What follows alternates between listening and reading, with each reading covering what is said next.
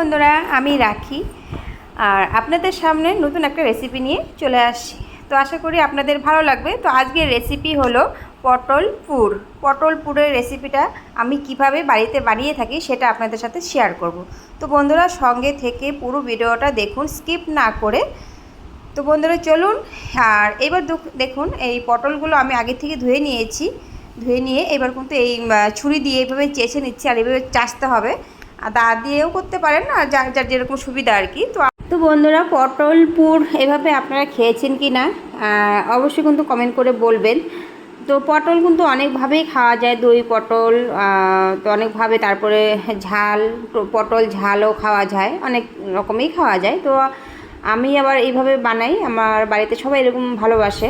আর আমি যেভাবে এটা বানাবো, এটা কিন্তু কোনো গ্রেভি হবে না। আর পটলের এই যে এগুলো কেটে নিচ্ছি, মাথাগুলো, এই মাথাগুলো কিন্তু আমার কাজে লাগবে। এই মাথাগুলো কিন্তু আমি ফেলবো না। এভাবে সবগুলো মাথাগুলো কেটে তারপরে আমি একটা চামচের সাহায্যে ভিতরে সেগুলো পুরগুলো মানে বার করবো আর কি। পটলের যে ভিতরে থাকে সেই বীজগুলো আর কি, সেগুলোকে কিন্তু বের করে নেব। তো বন্ধুরা, তো সব কিন্তু হয়ে গেছে এইগুলো মাথাগুলো পটলের কাটা। তো চলুন। তো দেখুন, আগে থেকে কিন্তু কয়েকটা আমি চেঁচেছি, মানে ভিতর থেকে আর কি পুরটা বার করেছি।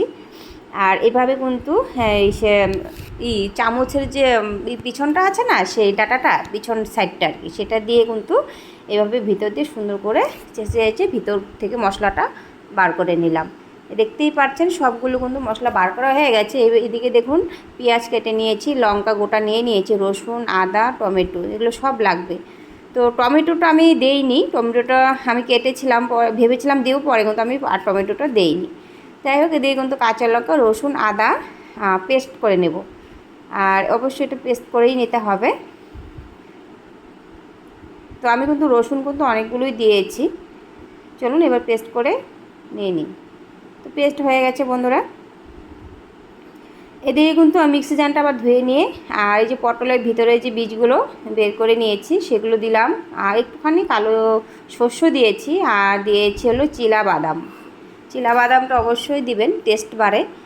আর দেখুন পেস্ট করে নিয়েছি। আর পেস্টের সময় কিন্তু আমি জল টল কিছু ইউজ করিনি, কেন যেহেতু পটলের ভিতরে যে বীজগুলো হয় সেগুলোতে এমনি অটোমেটিক জল থাকে, তার জন্য। যাই হোক, দিয়ে কিন্তু কড়াই আগের থেকেই বসিয়ে দিয়েছিলাম। আর তেল দিয়ে কালো জিরে একটুখানি দিয়ে পেঁয়াজগুলো দিয়ে এবার কষিয়ে নিব।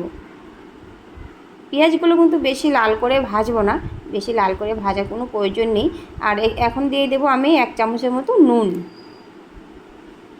এই দেখুন, 1 চামচের মতো নুন দিয়ে দিয়েছি। এবার দিয়ে ভালো করে কষিয়ে নিয়ে আর দিয়ে দেবো কাঁচা লঙ্কা, আদা আর রসুনের যে পেস্টটা বানিয়েছিলাম সেটা 2 থেকে 3 চামচের মতো দিয়ে দেবো।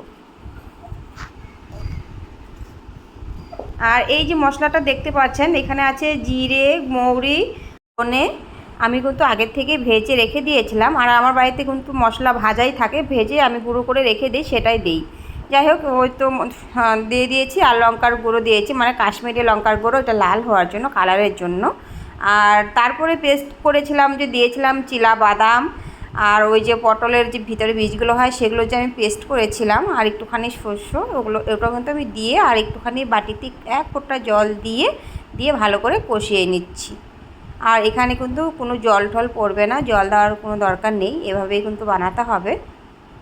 তো ভালো করে কিন্তু কষানো হয়েই গেছে, দেখতেই পাচ্ছেন তেল কিন্তু ছেড়ে দিয়েছে। আর কিছুটা দিয়ে দিচ্ছি কিশমিশ। কিশমিশ কিন্তু যদি আপনারা যারা খেতে ভালোবাসেন অবশ্যই দিবেন, আর যারা খেতে ভালোবাসেন না স্কিপ করবেন।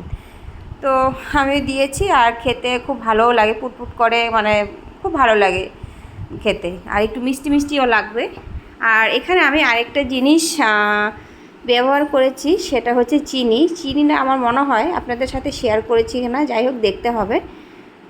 এদিকে দেখুন, এটা কি দিচ্ছি, এটা হলো দিচ্ছি পোস্ত, ভেজে নিয়েছিলাম, ভেজে নিয়ে গুঁড়ো করে দিয়ে দিয়েছি। চিনিটা কিন্তু আপনাদের সাথে হয়তো শেয়ার করা হয়নি, আমি কিন্তু অবশ্যই চিনিটা কষানোর সময় দিয়েছিলাম। আর চিনিটা কিন্তু অবশ্যই একটু দিবেন, মিষ্টি মিষ্টি লাগে খেতে, ভীষণ ভালো লাগে বন্ধুরা। হ্যাঁ, ভালো করে পোস্ত কিন্তু মিশানো হয়ে গেছে। এবার কিন্তু পটলগুলোর মধ্যে পুরটা কিন্তু ভরে নেব। প্রত্যেকটা পটলে এভাবে কিন্তু পুরগুলো ভরে নিতে হবে। আর আপনাদের যদি চামচে কোনো অসুবিধা হয় ভরতে, তাহলে কিন্তু হাত দিয়েও ভরে নিতে পারেন। তো আমি কিন্তু একটা একটা বা দুটো মতো চামচ দিয়ে ভরে দেখিয়েছি আর কি, আপনাদের সাথে শেয়ার করেছি। তারপরে কিন্তু আমি হাত দিয়েই, আমার মানে বেস্ট লাগলো হাতেই, কেন হাতেই তাড়াতাড়ি হয়ে যায়।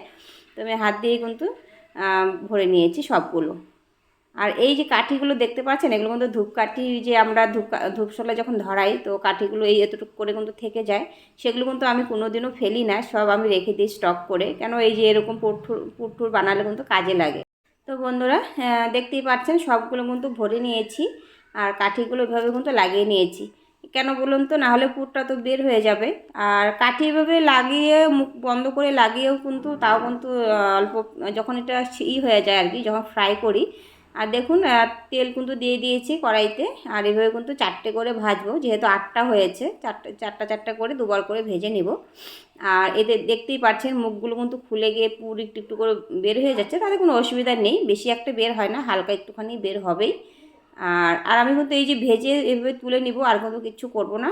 আর এটাতে কিন্তু আরও অনেক কিছুই করা যায়, মানে আপনারা যদি গ্রেভি করতে চান, গ্রেভিভাবে খেতে চান, সেটাও কিন্তু আলাদা করে ময় মশলা, টমেটো, তারপরে কাজু বাদাম বাটা, এই পোস্ত বাটা দিয়েও কিন্তু গ্রেভি করে গ্রেভির মধ্যে পটল পুরগুলো দিয়ে দিতে পারেন। তো আমাদের বাড়ির সবাই এইভাবে খেতে ভীষণ ভালোবাসে, তো ওই জন্য কিন্তু আমি এইভাবে করে থাকি। আর অন্য দিনও আমি অন্যভাবেও করে আপনাদের সাথে শেয়ার করব অবশ্যই। তো বন্ধুরা পটল পুরের রেসিপিটা কেমন হয়েছে অবশ্যই কিন্তু কমেন্ট করে বলবেন। আর দেখতেই পাচ্ছেন পুরো ভর্তি কিন্তু পুরগুলো দেখাই যাচ্ছে, আর অনেকটাই কিন্তু পুর বেশি হয়ে গেছে। তো দেখতেই পাচ্ছেন অনেকটা কিন্তু পুর বেশি হয়ে গেছে, সেটা আমি সাইডে রেখে দিয়েছি, ওটা দিয়ে সুন্দর করে ভাত মেখে খাওয়া যাবে। তো বন্ধুরা আজকের মতো এখানে, রেসিপিটা কেমন হয়েছে অবশ্যই কিন্তু কমেন্ট করে বলবেন।